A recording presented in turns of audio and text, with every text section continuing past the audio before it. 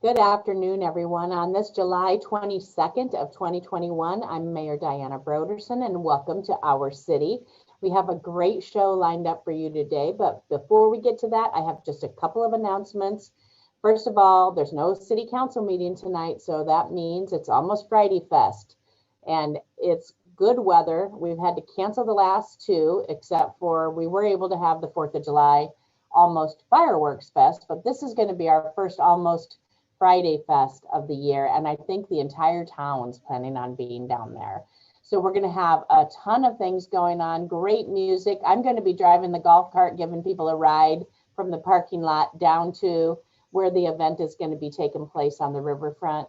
It is a little bit warm, and so I think a ride will be nice.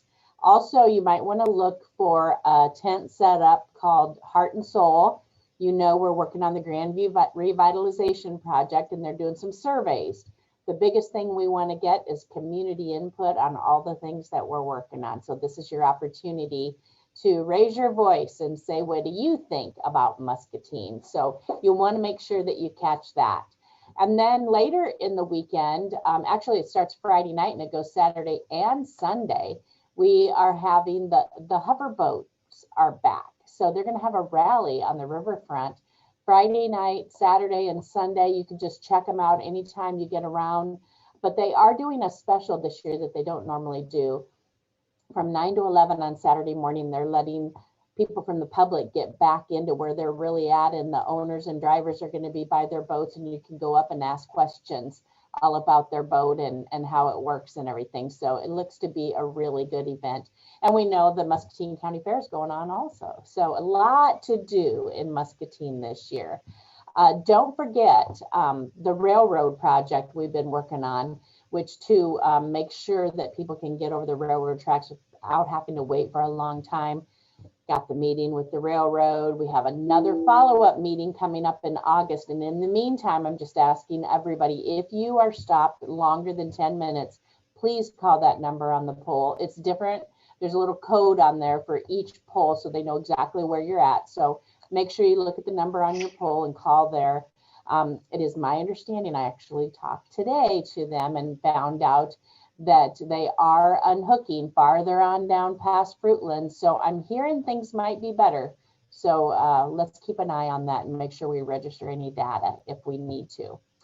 Next, I just wanted to thank everybody who came out this past weekend. We had coffee with the mayor on Saturday. Really nice to be able to sit and chat with you. And then on Monday, we had coffee with the cop. So that was really fun too, to give people an opportunity just to talk to your elected officials, to your police department, and ask questions or share big thanks to all of you that were involved in that. And I also wanted to thank the city of Muscatine and Kevin in our marketing communications department. Some of the pictures he took, and he does a good job running all around town with that camera. So thanks, Kevin. And we have a great show for you today.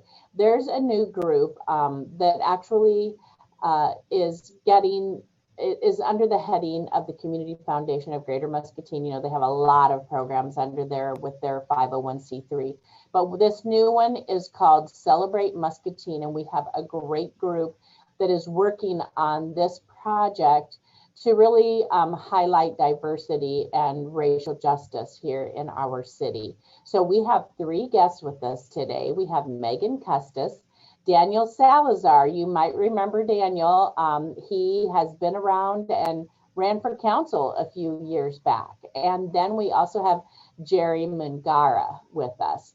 So big thanks and welcome to them. Daniel, I think your camera might have got turned off. So there he is. So hopefully everybody can see them. Thank you to all of you, not just for coming on the show today, but for this project. I just love it. It's called Celebrate Muscatine. And what is it all about, really? Can you tell us? Sure. So thanks so much for having us on. You are right to say that it's underneath the Community Foundation, but we also owe a huge kudos to the Diversity, Equity, and Inclusion Committee, DEI, they call themselves. That group started last July, and they started focusing on how can we highlight diversity in Muscatine, how can we celebrate it, what things can we do to make everyone feel welcome, and the need for a community website, a community platform of some sort arose, and the foundation identified the opportunity to involve youth, a group of young people. So we are all proud college students giving our time to this project that's near and dear to our hearts. So it is all about focusing on diversity, equity, and inclusion in Muscatine and lifting up our amazing residents in different ways. I love it. I've been, this is my sixth year as mayor, and I've talked through the entire thing. And in my very first platform, I was talking about diversity, because it is so critical to our city and all of our citizens that we have that diversity and that we celebrate it and that we listen to each other's opinions and respect them, no matter. It should have no bearing. It should have no impact whatsoever. So whatever the race or culture they are, it just makes us all better when we're all welcomed. So I'm so pleased that you guys are working on this project. What kind of things are you doing through Celebrate Muscatine? So Celebrate Muscatine focuses on 3 kind of areas. The first is highlighting history of diverse individuals from Muscatine. So for that, we have a few different stories, and the Muscatine League of Women Voters, they had a group called the Muscatine Women of Influence and Inspiration. I love it. Yeah, so they wrote a bunch of amazing stories about women of influence in Muscatine. They published a little booklet, and they were kind enough to let us feature those stories on the website. So those are up among other diverse individuals in Muscatine. Alexander Clark, Susan Clark, they're both on there. And then focusing also on our present, so highlighting current residents. I'll let Daniel and Jerry talk about that in just a minute, because the rest of the group does a great job about writing a bunch of stories. We interview people, and then we kind of just write a profile story on them. And then lastly, providing resources to Muscatine residents that can help them further along on their journey of diversity, equity, and inclusion, how to learn things that might be new or different or changing in our culture. So that is another page on there as well. That is great. So Daniel and Jerry, tell us some of the things you're doing then. Well, one thing that I actually was really excited about and felt really privileged to get to participate in is we got to interview the author Jason Reynolds. I loved him. Yes, yeah, I know a lot of the people in the community got to be there for that. We got to mediate a conversation with him, basically about not only his book, but it also just brought up themes of racial injustice in general. And afterwards, the community was able to have or members of the community were able to get in groups and have some productive conversations about racial justices and their own experiences and how their own biases kind of affect how they see the world. And I think it was a very eye-opening experience as someone who grew up in Muscatine and didn't really get to have a lot of those conversations with community members. So that's one thing I think that we really enjoyed doing. You guys looked like you were having a ton of fun doing that, and it was so educational. I think too, one of my takeaways from that project was that we may have biases. Many of us think, well, I'm not prejudiced, that's not me. But I think he did a really good job of laying a foundation for people to understand their biases that they may have, even if they don't know or want them. And so exactly. I think he did a really good job of educating us on that. And I walked away feeling a little bit different about that. And I was really pleased that he could explain it in such a way to have that meaningful impact. And I'm sure that others did as well. Yes.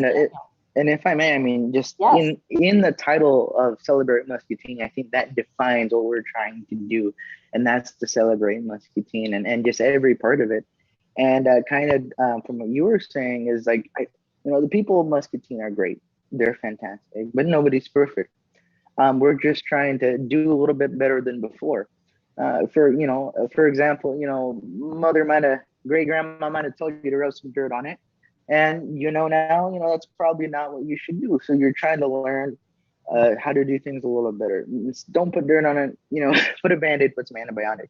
And I think that's kind of what Jason was kind of trying to spread to us here, that we're not necessarily racist by any means.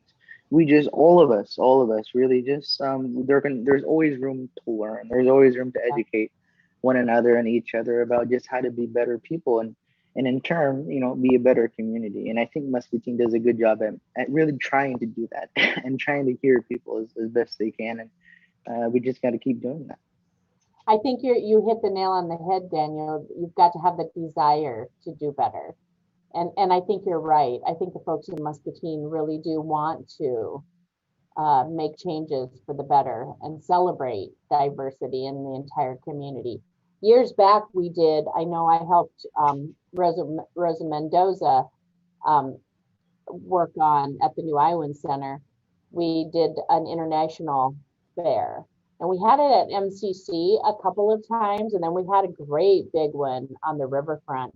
Are you thinking of projects like that down the road? Or are you planning on sticking to things like when you brought Jason to the community?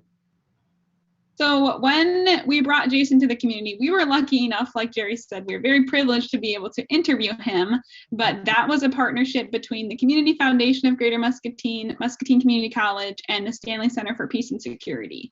So they were the people that planned that event. They asked us to host, which, as Jerry said, we absolutely loved, and we were so jazzed the whole night after that. Yeah. So much fun. But as for events from our group specifically, those are great ideas. We don't have anything in the works like that right now. Right now, we're just focusing our efforts on those stories and getting this webpage off the ground. But those are certainly great things that we would consider. It takes a lot to start something new like this. And like you say, you've got to get the foundation, because the last thing any of us want is another project that's going to be great at the beginning and then peter out and we're not going to have it anymore. So I think it's best to lay that good solid foundation, even if it takes a little bit longer, so that we can keep it around, because that's the key. We need that longevity, because this is something that's not a quick fix, is it? Right, and I think we need to keep in mind that, especially being here with the community with as many resources as it has, it wouldn't make sense to just try to be on your own and start from scratch. It's important to work together, because some of the things that you're looking for, other people already have. And then on the other hand, you have some things that they might need already, and it's really all part of that community and working together. And it might sound cheesy, but that's what you need. That's why it's said so much, because you do need that collaboration and that love, really, I guess. No matter who we have on the show each week, I always say that we are always going over to focus on the awesome and amazing collaborations that we have in Muscatine, and all of the projects and groups that are successful here in Muscatine. It's because they are a collaborative, and we all work together like that. And there's not, and when I work with other mayors groups or other groups with my job with the Y, all communities aren't that way. So we are seeing it with our eyes, that we were grown up here in Muscatine, and we're here now, and we see how everybody works together to put on like your event that you did with Jason. But all other communities aren't that way. They're more territorial, more trying to best the other one, or making sure that there's that competition between them. But that's not the way it is here. And we are so blessed that we can all throw in whatever resources we have, or knowledge we have, or contacts that we have, to make it better for everyone. And that's how we roll here. And that's what really makes projects like this even better and have those positive outcomes that we're all looking for. Yeah, I was gonna say, one thing I noticed, especially within our group even, not all of us are always in Muscatine at the same time, but we still manage to stay connected to the community and connect together. Like, I know Claudia and I are out in Iowa City usually, and Meghan was in Ames, and Daniel and Destiny are in Muscatine, but we still all managed to have this community focus and still give focus to things that, even feelings that we might have had when we were in Muscatine more often, especially like high school, learning a lot about some of these themes that we never really got to talk about on a community scale. So it's been really cool to see that kind of happen within our group in general as well. Oh, absolutely. And when all of us have as our common goal the success of the project or the event or whatever it is, instead of our own credit, then it just works so much better. So your website, and I know Chad has pulled that up a couple of times, your website is what? CelebrateMuscatine.org. And people can go on there and see all of these stories about the women. I love that project. We met a couple of times with the League of Women Voters as they were starting to kick off that program. And it was so awesome to see. And the stories are amazing. You can just sit and keep reading all of them. And that, yes, I love that, how you were able to tie that in with equity, diversity, and inclusion. I love that. Yeah. Be sure for everyone to check out the other stories that a lot of people have written. I mean, everything we focus on the LGBTQ plus IA month and wrote a story on that. Everything in the local businesses and people have just been effective in our town, and just trying to introduce other people who might not know they're there about them, and just make sure they understand it's there. Well, and I was so appreciative that the three of you joined in when we signed the proclamation for Pride Month recently. You're right. The inclusion is everyone. So you're not just focused on race or on age or on sexual preference. I mean, all of these things together, the inclusion stands for all of us. And so it's probably a really broad stroke you guys are working on, isn't it? It is, yeah, which is part of the thing that's so fun. Every week we sit down and have weekly meetings and just kind of talk about, okay, what's next? What's coming up that we should maybe focus on. So we do try to align with kind of the months usually have some kind of inspiration behind them. So Black History Month, for example, Jerry gave us the wonderful idea to make a Black artist playlist. So we had a playlist that we could all add to that we shared out with the community. So it was all Black artists to celebrate during that month. Like you mentioned, the Pride story. So those are just fun things, and we have the reins. So this group gets to choose who to feature and all of that. One thing I'll point out too on the website is there is a contact page.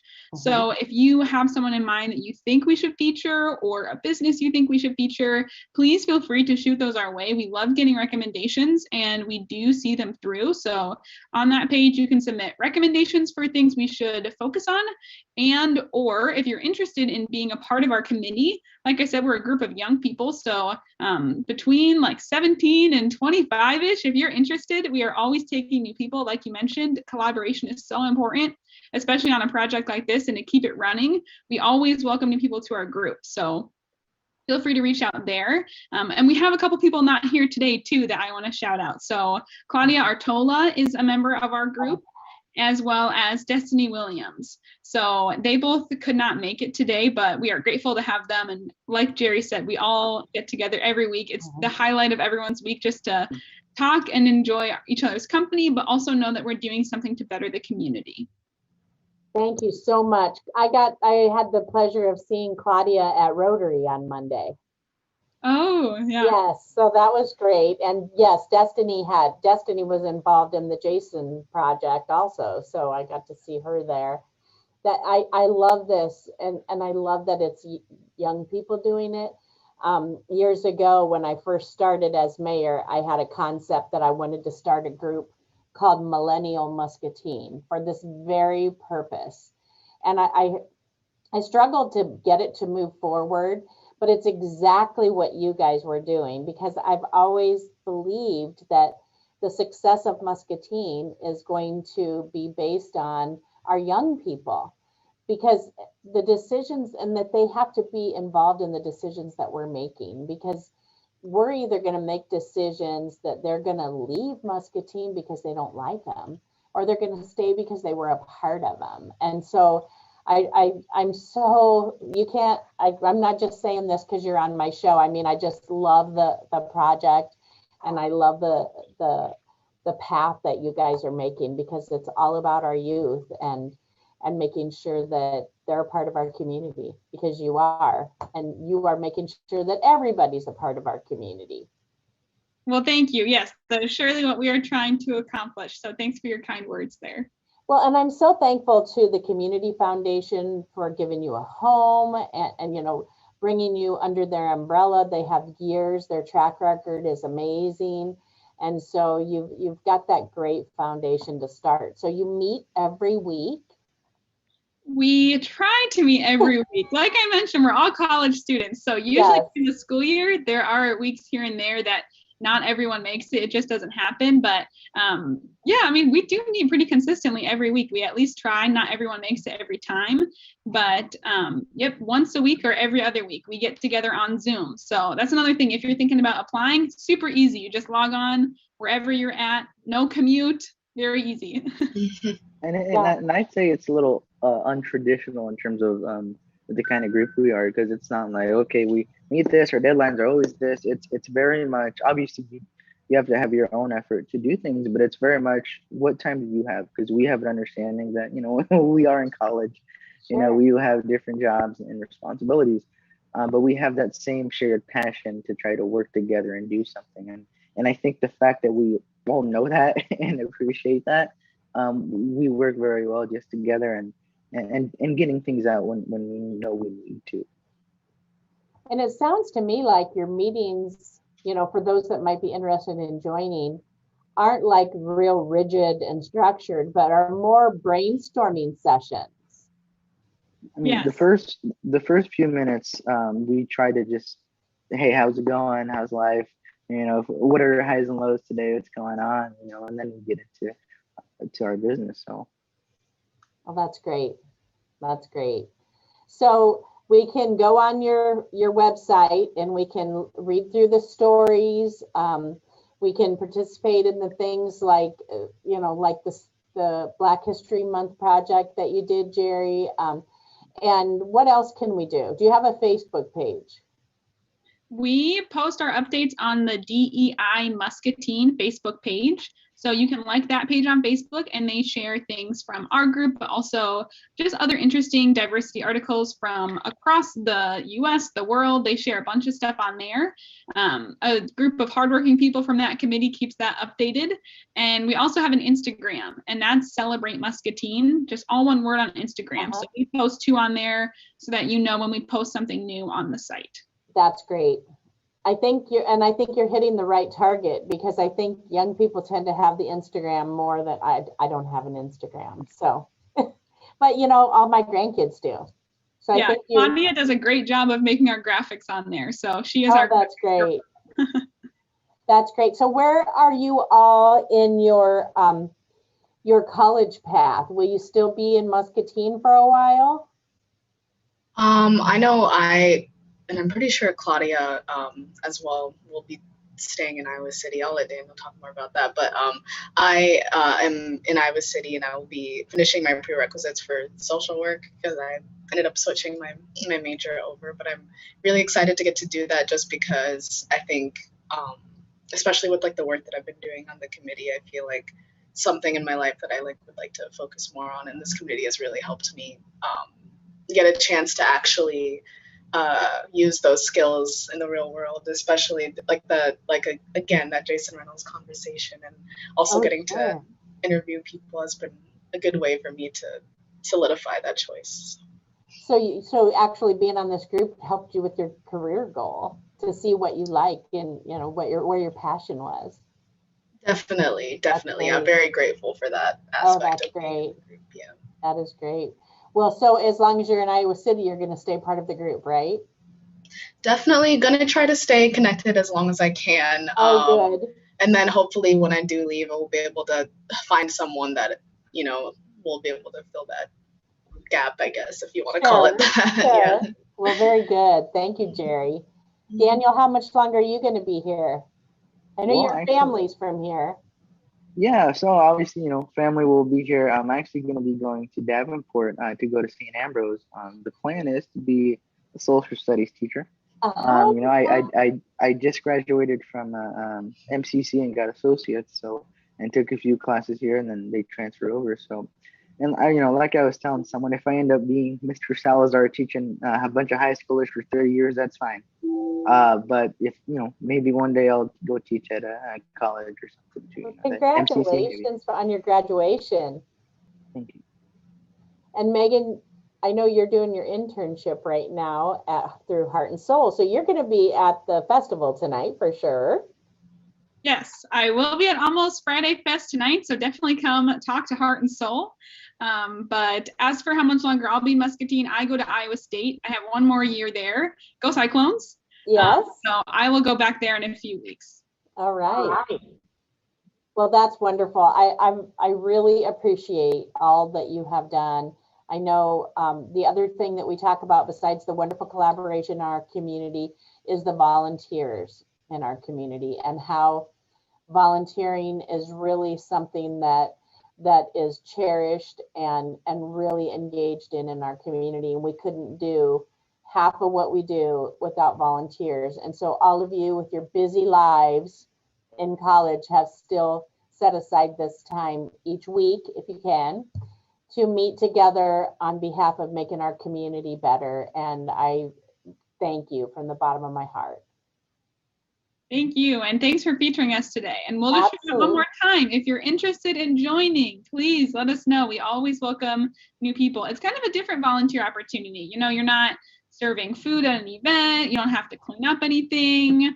And like Jerry, it could advance a career interest for you. So feel free to reach out. I hope we don't seem scary at all. So not at all. Be part of. You're all always welcome. So diversity, equity, and inclusion, DEI, for Facebook, or Celebrate Muscatine, all one word, on Instagram to get involved or ask questions. Yep, that is right. That sounds wonderful. Anything that I forgot to talk about or mention that you wanted to say, any of the three of you? Just even if you don't join Celebrate Muscatine, just do your best to be involved. You know, that's how you make change. Thank you, Daniel. Mm-hmm. Thank you, Jerry, and thank you, Megan. Thank you. Thank you. And thanks to all of you at home for joining us today.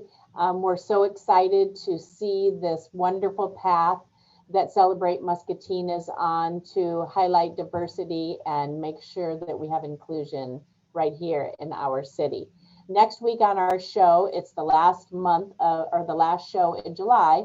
So that will be our Grandview Revitalization Project update, not upside, update. And we will have Councilwoman Nadine Brockert and Peggy Gordon with us to help share that with us. There's no council meeting tonight. Hope to see all of you down at Almost Friday Fest. Great big thanks to Jerry and Megan and Daniel. Have a great rest of your day, and we hope to see you here next week on Our City.